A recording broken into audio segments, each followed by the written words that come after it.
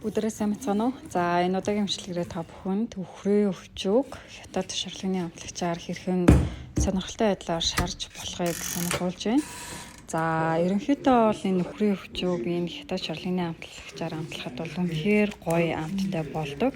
За эхний ээлжинд бол бүгдээрээ туршаад үзье. Дараагийн удаа та бүхэн бас гэртээ туршаад үзээрэй. За ингээд хоолоо бэлэн болж харан ширээг цэцгаая. Манай эцэгтэй нар ч гэсэн өдөр тутамдаа гоё ширээг цэцээд одоо гэр бүлээрээ утас оролдохгүй ширээгээ тойроод хоолдог байгаасаа гэж би бас хүсдэг. За шарсан өвчүүгэн би ч нугас иддэг аргаар маш гоё юм нимгэн гурилан дээр одоо ногоон хөрцөө болон ногоон сонгоноо нарийнхан хэрчээд ингээ ороогоод идвэл маш гоё цогцож байна лээ.